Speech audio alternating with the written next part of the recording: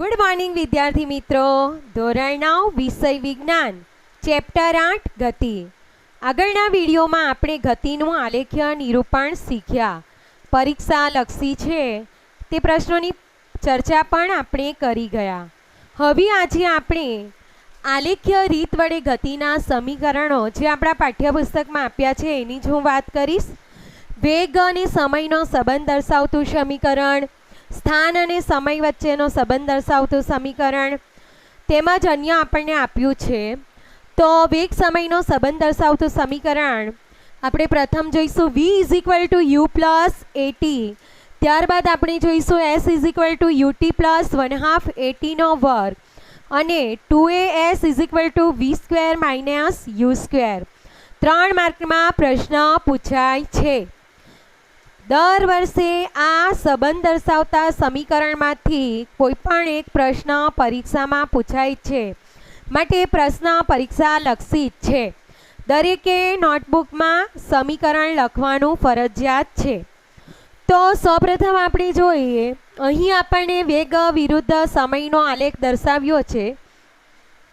તો અચળ પ્રવેગી ગતિ કરતો પદાર્થ આકૃતિમાં આપણને અચળ પ્રવેગી ગતિ કરતો પદાર્થ દર્શાવ્યો છે અને એનો આલેખ વેગ વિરુદ્ધ સમય કે જ્યાં સમય સેકન્ડમાં, વેગ મીટર પ્રતિ સેકન્ડમાં આપણને દર્શાવ્યું છે. અહીં આપણને આલેખ પરથી સ્પષ્ટ છે કે પદાર્થનો પ્રારંભિક વેગ u એ બિંદુ પાસે દર્શાવ્યો છે અને પદાર્થનો અંતિમ વેગ v બી બિંદુ પાસે આપણને દર્શાવ્યો છે. વેગ એ જેટલા અચળ દરે વધે છે, આપણને ગ્રાફમાં a થી b જે સુરેખા દર્શાવી છે એ શું દર્શાવે? તો વેગ એ જેટલા અચળ દરે વધે છે. આલેખ પર બિંદુ b આગળથી સમય અક્ષ y ને સમાંતર bc આપણે OC પર લંબ, ઓકે, અને આ જે BC લંબ દોર્યો તે કોને સમાંતર? તો y અક્ષને સમાંતર છે. તેવી જ રીતે x અક્ષને સમાંતર લંબ BE કોના પર? તો y અક્ષ પર દોરેલ છે. લંબ BC x અક્ષ પર જે y અક્ષને સમાંતર, તેવી જ રીતે B બિંદુ પાસેથી લંબ BE જે x અક્ષને સમાંતર ક્યાં દોર્યો છે? તો y અક્ષ પર દોર્યો છે. હવે આપણે આગળ જોઈશું. અહીં આપણને OA બરાબર u શું દર્શાવે છે? તો પ્રારંભિક વેગ. OA એ પ્રારંભિક વેગ અને BC એટલે v જે આપણે દર્શાવીશું અંતિમ વેગ. અને અહીં આપણે OC એટલે શું દર્શાવે છે? સમય. સમય t દર્શાવે છે. તો OC ને સમાંતર રેખાખંડ AD આપણે લઈશું. OC ને સમાંતર રેખાખંડ AD. તો હવે આપણે ઘેરાયેલો ભાગ આલેખ પરથી સ્પષ્ટ થાય છે કે રેખા BC, આપણે જે આ BC દર્શાવ્યું છે, BC બરાબર BD + DC. આલેખ પરથી સ્પષ્ટ થાય છે BC બરાબર BD અને DC નો સરવાળો, BD + DC. હવે તમે અહીંયા જોઈ શકો ચતુષ્કોણ AOCD. AOCD ની સામસામેની બાજુઓ કેવી હોય? એકરૂપ. તો DC ની સામેની બાજુ કઈ? AO. તો આપણે DC ની જગ્યાએ શું લખીશું? AO. શા માટે AO લખ્યું? કારણ કે ચતુષ્કોણ લંબચોરસ છે જેની સામસામેની બાજુઓ કેવી હોય છે? તો એકરૂપ. BD બરાબર OA. હવે આપણે જોઈએ તો BC બરાબર આપણને અંતિમ વેગ v આપ્યો છે. તેવી જ રીતે આપણે જોઈશું તો AO બરાબર આપણને શું આપ્યું છે? પ્રારંભિક વેગ u. પ્રારંભિક વેગ u. તો આપણને શાનું મૂલ્ય મળશે તે આપણે સમીકરણમાં દર્શાવીશું. BC બરાબર BD પ્લસ DC માં આપણે કિંમત મૂકીશું. BC એટલે V, BD આપણે શોધીશું. DC બરાબર કેટલા આપ્યા છે? તો DC એટલે કે AO, તો AO બરાબર કેટલા છે? પ્રારંભિક વેગ. તો BD બરાબર શું મળે? V minus U. BD બરાબર આપણને શું મળ્યા? V minus U. ઓકે, તો હવે આપણે જોઈશું વેગ વિરુદ્ધ સમયના આલેખ પરથી પદાર્થનો પ્રવેગ. વેગ વિરુદ્ધ સમયના આલેખ પરથી પદાર્થનો પ્રવેગ એ બરાબર શું મળે? તો વેગનો ફેરફાર ભાગ્યા સમય. વેગમાં થતો ફેરફાર ભાગ્યા સમય. વેગનો ફેરફાર ભાગ્યા સમય. તો વેગનો ફેરફાર એટલે આપણે અહીં દર્શાવીશું અંતિમ વેગમાંથી પ્રારંભિક વેગ બાદ કરતા. તો આપણને મૂલ્ય શું આપેલું છે? BD. ઓકે, BD અને સમય માટે આપણે શું લઈશું? AD. લીધેલો સમય એ આપણે લઈશું AD. OC બરાબર જ AD. તો આપણે AD લીધું છે. તો અહીં આપણે દર્શાવી શકીએ AD ની જગ્યાએ હું લખીશ OC, કારણ કે AD અને OC કેવા છે? એકરૂપ. તેવી રીતે AO અને DC પણ કેવા છે? એકરૂપ. તો BD અપોન OC. તો OC બરાબર તો આપણને ખબર છે શું આવશે? T. તો BD એટલે શું? V માઇનસ U અને OC બરાબર શું? T. તો આ શાના બરાબર મળ્યું? A બરાબર આપણને મળ્યું છે. ઓકે, તો A is equal to V minus U upon T. હવે ક્રોસ ગુણાકાર કરતા AT બરાબર V માઇનસ U. તો આપણને માંગેલ સમીકરણ મળે છે. U ને આપણે જમણેથી ડાબે લઈ જઈએ તો AT plus U is equal to V. માટે માંગેલું સમીકરણ આપણને મળે છે V is equal to U plus AT. V is equal to U plus AT. તો વેગ અને સમયનો સંબંધ દર્શાવતું સમીકરણ V is equal to U plus AT. જ્યાં V એટલે અંતિમ વેગ, U એટલે પ્રારંભિક વેગ, A એટલે પ્રવેગ અને T શું દર્શાવે છે? તો સમય. હવે આપણે આગળ લઈશું સ્થાન અને સમય વચ્ચેનો સંબંધ દર્શાવતું સમીકરણ. S બરાબર UT પ્લસ 1/2 AT નો વર્ગ. પ્રશ્ન તમને એવી રીતે પણ પૂછાય છે કે આલેખની રીત વડે સૂર્યક પથ પર થતી અચળ પ્રવેગી ગતિનું સમીકરણ મેળવો. તો અહીં પણ આપણે આ જ આલેખનો ઉપયોગ કરીશું. સૂર્યક પથ પર એક દિશામાં A જેટલા પ્રવેગથી, પ્રવેગ કેવો લીધો? અચળ, એટલે સમય સાથે એનું મૂલ્ય બદલાતું નથી. T જેટલા સમયમાં S જેટલું અંતર કાપે છે. પદાર્થે કાપેલું અંતર વેગ સમયના આલેખ AB, વેગ સમયનો આલેખ AB જે આપણે આલેખની અંદર દર્શાવ્યું છે, અને સમય અક્ષ વડે ઘેરાતા વિસ્તાર, સમય અક્ષ એટલે આપણે લઈશું OC, એના વડે ઘેરાતો વિસ્તાર AOCB. AOCB અહીં હું તમને દર્શાવીશ. Okay, AOCB. તો આપણને અહીં સમલંબ ચતુષ્કોણ જેવી આકૃતિ દેખાય છે.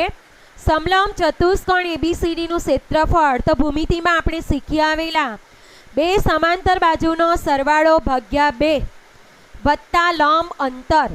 જો આ સમલંબ ચતુષ્કોણ હોય તો સમાંતર બાજુ AO અને BC ભાગ્યા 2, AO પ્લસ BC ભાગ્યા 2, અને આપણે લંબ અંતર શું લઈશું? AD.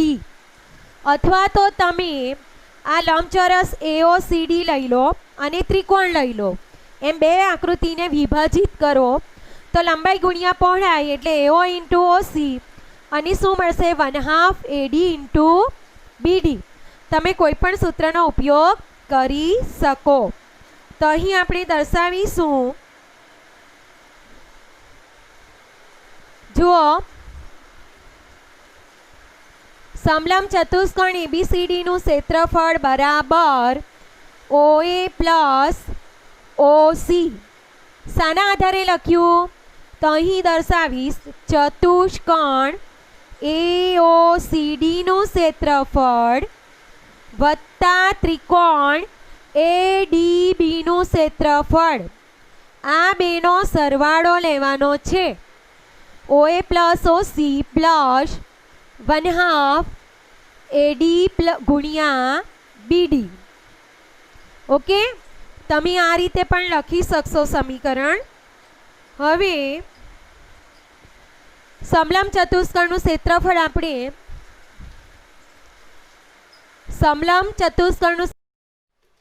પદાર્થે કાપેલ અંતર S એટલે સમલંબ ચતુષ્કોણ. અહીં આકૃતિમાં તમે જોઈ શકો સમલંબ ચતુષ્કોણ AOCB અથવા OCBA વડે ઘેરાતા વિસ્તારનું ક્ષેત્રફળ જેટલું હોય છે. તો સમલંબ ચતુષ્કોણ આપણે અહીં લખીશું OABC નું ક્ષેત્રફળ. પરંતુ અહીં તમે આકૃતિ બે ભાગમાં વહેંચી શકો. અહીં આપણે લંબચોરસ AOCD અને ત્રિકોણ ABD એ રીતે ક્ષેત્રફળ દર્શાવીશું. તો લખીએ ચતુષ્કોણ AOCDનું ક્ષેત્રફળ વત્તા ત્રિકોણ ABDનું ક્ષેત્રફળ. ત્રિકોણ ABD કાટકોણ ત્રિકોણ છે. કાટકોણ ત્રિકોણનું ક્ષેત્રફળનું સૂત્ર 1/2 પાયો ગુણ્યા વેધ. તો અહીં આપણે જોઈશું S ચતુષ્કોણ AOCD એટલે આપણે લઈશું શું આવે? લંબાઈ ગુણ્યા પહોળાઈ AO ગુણ્યા OC વત્તા ત્રિકોણ ABD એટલે શું આવશે? 1/2 AD ઇન્ટુ BD. ઓકે, તો હવે તમે જોઈ શકો અહીં AO બરાબર શું લઈશું? તો પ્રારંભિક વેગ U. OC બરાબર શું છે? તો સમય T. તેમજ BD બરાબર શું આવશે? AT. AD બરાબર પણ શું આવશે? AD એટલે AD અને OC સામસામેની બાજુઓ છે એટલે એમના મૂલ્યો T જ આવશે બંનેના. તો અહીં AD બરાબર આપણે લખીશું T. તો હવે આપણે મૂલ્ય લખીશું S U into T plus 1/2 AD એટલે સ્મોલ t ઇન્ટુ BD એટલે AT. તો S UT પ્લસ 1/2 AT નો વર્ગ. તો આ તમારું સ્થાન અને સમય વચ્ચેનો સંબંધ દર્શાવતું બીજું સમીકરણ તમને મળી ગયું. પ્રથમ આપણે કયું જોયું? તો પ્રથમ આપણે વેગ અને સમયનો સંબંધ દર્શાવતું સૂત્ર V U plus AT. Next આપણે જોયું S UT plus 1/2 AT square. આલેખીય રીત વડે ગતિના સમીકરણમાં સ્થાન વિરુદ્ધ વેગ વચ્ચેનો સંબંધ દર્શાવતા સૂત્રની તારવણી કરીશું. 2AS V² - U². તો અહીં આપણે આલેખનો ઉપયોગ કરીશું. વેગ વિરુદ્ધ સમયનો આલેખ આપણે દર્શાવ્યો છે. તો પ્રથમ સુરેખ પથ પર એક પદાર્થ A જેટલા અચળ પ્રવેગથી T જેટલા સમયમાં S જેટલું અંતર કાપે છે. અહીં આપણને સુરેખ પથ દર્શાવ્યો છે અને પદાર્થનો પ્રવેગ કેવો રહે છે? અચળ.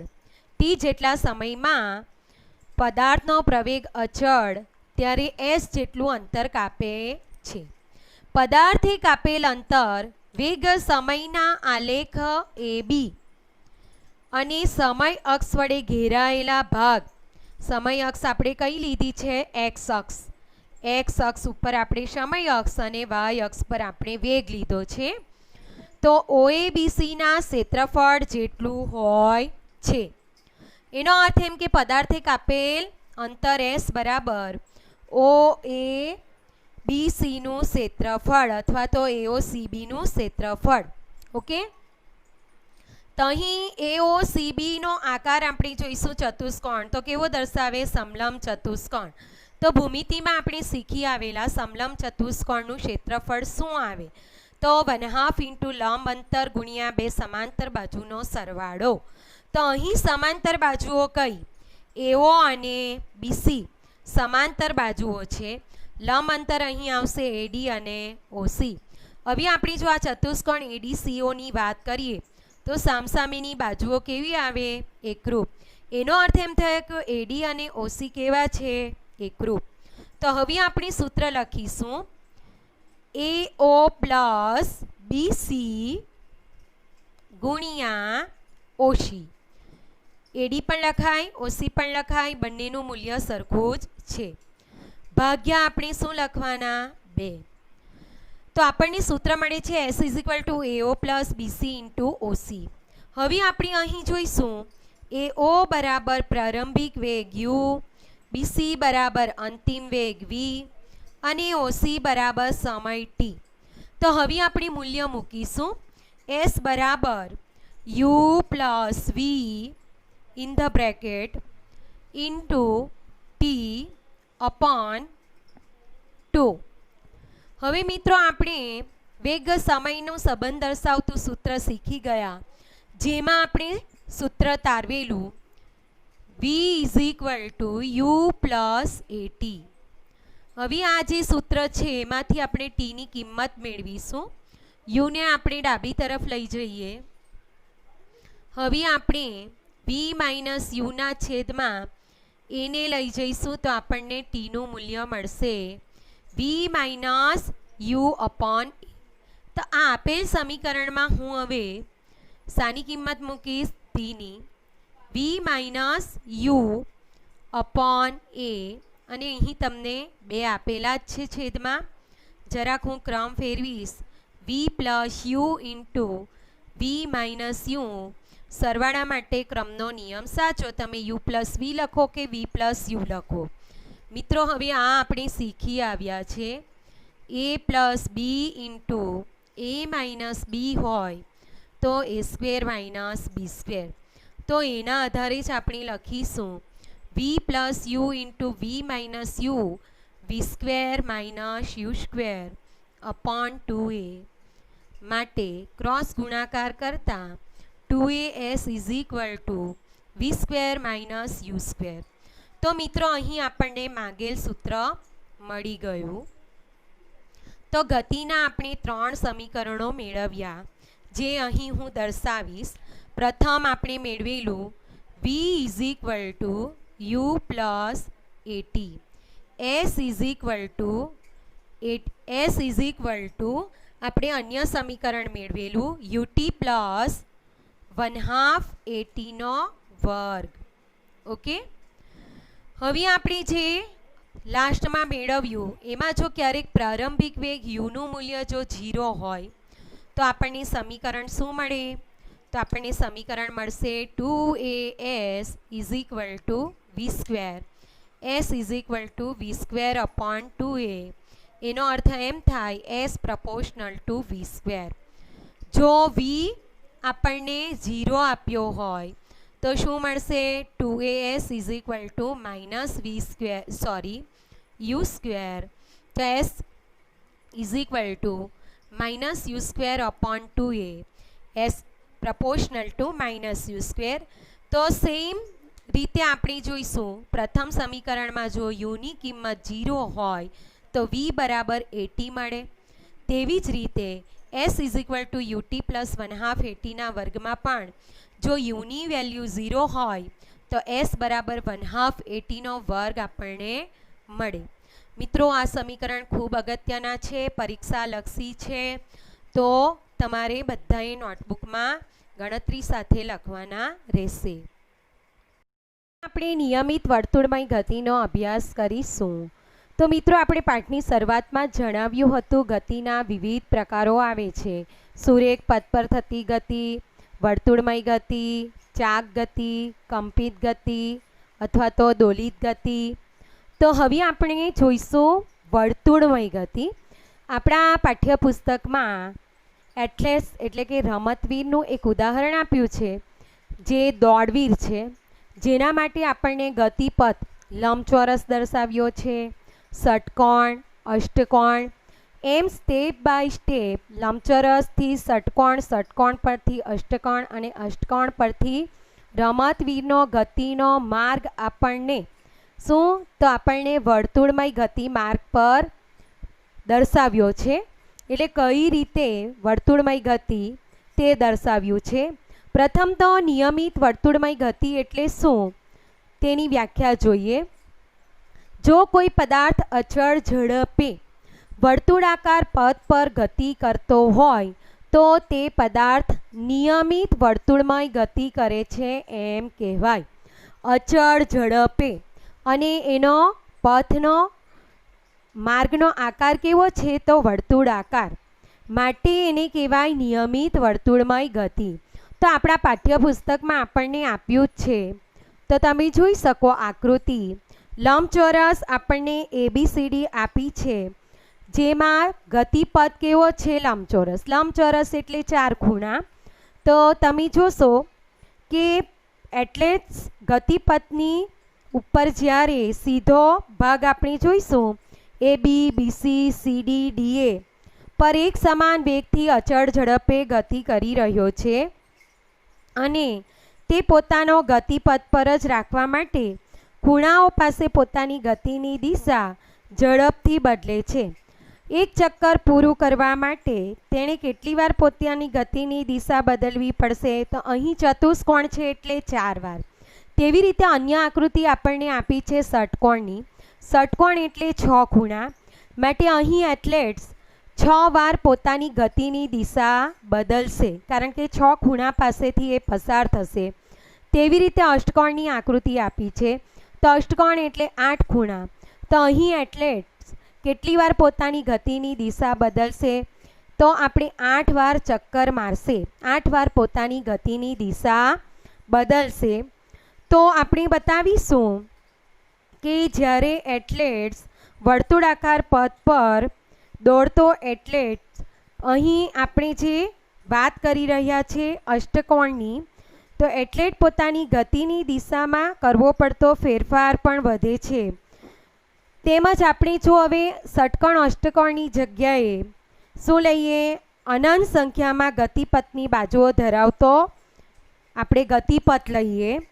અને જો તમે આ પ્રકારે જ જે આપણે વાત કરી તેમ ગતિપથનો આકાર આપણે અષ્ટકોણ ષટકોણની જગ્યાએ અનંત લઈએ તો એ પથ કેવો બની જશે, વર્તુળમય. વર્તુળાકાર પથ પર દોડતો એથ્લેટ એ પ્રવેગિત ગતિનું ઉદાહરણ છે. હવે મિત્રો આપણે જોઈશું રેખીય ઝડપનું સૂત્ર. તો જોઈએ, જ્યારે નિયમિત વર્તુળમય ગતિ કરતો પદાર્થ T સમયમાં વર્તુળાકાર પથ પર એક ચક્કર પૂર્ણ કરે છે ત્યારે T સમયમાં તે વર્તુળાકાર પથની લંબાઈ જેટલું કે વર્તુળના પરિઘ, આપણે ભૂમિતિમાં વર્તુળનો પરિઘ શીખી આવેલા. વર્તુળનો પરિઘ એટલે શું તો આપણે જાણીએ છીએ 2πr, જેને આપણે વર્તુળના પરિઘના સૂત્ર તરીકે ઓળખીએ છીએ. તો વર્તુળના પરિઘ જેટલું અંતર કાપે છે. તો રેખીય ઝડપ માટે આપણે સંજ્ઞા લઈશું ઝડપની V. તો રેખીય ઝડપ બરાબર કાપેલું અંતર ભાગ્યા સમય. ઝડપ એટલે પદાર્થે એકમ સમયમાં કરેલ અંતર. તો અહીં અંતર ભાગ્યા સમય. તો અહીં આપણે લેવાની છે વર્તુળાકાર પથની પથ લંબાઈ. તો વર્તુળાકાર પથની પથ લંબાઈ ભાગ્યા સમય. તો અહીં વર્તુળની પથ લંબાઈ એટલે આપણે શું લઈશું, પરિઘ. મિત્રો આવો અને વર્તુળને જોડતી કોઈપણ બિંદુને જોડતો રેખાખંડ એટલે આની શું કહેવાય, ત્રિજ્યા. જે R દર્શાવી એના પરથી જ આપણે સૂત્ર લખ્યું 2πr. વર્તુળનો પરિઘ ભાગ્યા સમય માટે V = 2πr/t. તો આ v = 2πr/t એ રેખીય ઝડપનું સૂત્ર છે. પાઠ્યપુસ્તકમાં આપણને ઘણા બધા રેખીય ઝડપના સૂત્ર શોધવાના દાખલા પણ પૂછેલા છે, તો ત્યારે આ ગણતરી કરવા માટે ઉપયોગી છે. હવે તમારા પાઠ્યપુસ્તકમાં આપણને છેલ્લી પ્રવૃત્તિ દર્શાવી છે, જે આના સંદર્ભમાં જ છે, વર્તુળમય ગતિના સંદર્ભમાં જ. દોરીનો એક ટુકડો લઈ કોઈ એક છેડા આપણે પથ્થરનો ટુકડો બાંધી દેવાનો. દોરીનો એક ટુકડો લેવો, તેના એક છેડે શું બાંધી દો? પથ્થરનો નાનો ટુકડો. દોરીના બીજા છેડેને આપણા હાથ વડે પકડી રાખવાનો અને અચળ ઝડપથી વર્તુળાકાર પથ પર આપણે એને શું કરાવીશું? ગતિ કરાવીશું. તો તમે જોશો કે પથ્થરને મુક્ત કરતા તે વર્તુળાકાર પથ પર ના બિંદુ પાસેના સ્પર્શકની દિશામાં સુરેખ પથ પર ગતિ કરે છે. કારણ કે જ્યારે પથ્થરને છોડવામાં આવે તે ક્ષણે જે દિશામાં ગતિ કરતો હોય તે જ દિશામાં તે ગતિ ચાલુ રાખશે, અને એ દર્શાવે છે કે જ્યારે પથ્થરને વર્તુળમય ગતિ કરાવવામાં આવે ત્યારે દરેક બિંદુ પાસે તેની ગતિની દિશા બદલાય છે. તો અહીં આપણે પ્રથમ જે ઉદાહરણ લીધું એથ્લેટનું, એટલે કે રમતવીર, જ્યારે કોઈ એથ્લેટ રમતગમતની હરીફાઈમાં ઘોડો કે ચક્ર ફેંકે છે ત્યારે તે ઘોડો કે ચક્રને હાથમાં પકડીને શું કરે છે? પોતાના શરીરને વર્તુળ આકારમાં ગતિ આપે છે ઘુમાવીને, અને પોતાની મનપસંદ દિશામાં એને શું કરશે? તો ઘોડાને ફેંકશે. તે જ પ્રકારે આપણે પ્રવૃત્તિમાં પથ્થરના માટે વર્ણન કરેલું હતું, તો વસ્તુઓની નિયમિત વર્તુળ ગતિના ઘણા બધા પરિચિત ઉદાહરણો પણ છે. દાખલા તરીકે આપણું ઘડિયાળ. ઘડિયાળમાં જે આપણો સેકન્ડ કાંટા હોય તેના છેડાની ગતિ જે છે તે પણ નિયમિત વર્તુળમય ગતિનું ઉદાહરણ છે. તેમજ આપણો કુદરતી ગ્રહ જે છે પૃથ્વીનો ઉપગ્રહ, શું? ચંદ્ર. તો પૃથ્વીની ફરતે જે ચંદ્રની ગતિ છે એ પણ નિયમિત વર્તુળમય ગતિનું જ ઉદાહરણ છે. તો મિત્રો, અહીં આપણો પાઠ પૂર્ણ થાય છે. તમને બરાબર ખ્યાલ આવી ગયો હશે. આ પાઠમાં આવેલા HOTS પ્રકારના પ્રશ્નો તમારે લખવાના રહેશે. અમુક જગ્યાએ આપણે એના આન્સર પણ આપ્યા છે, અને દાખલાની ગણતરી પાઠ્યપુસ્તકમાં જેટલા દાખલા આપ્યા છે તે પણ લખવાના રહેશે. Thank you.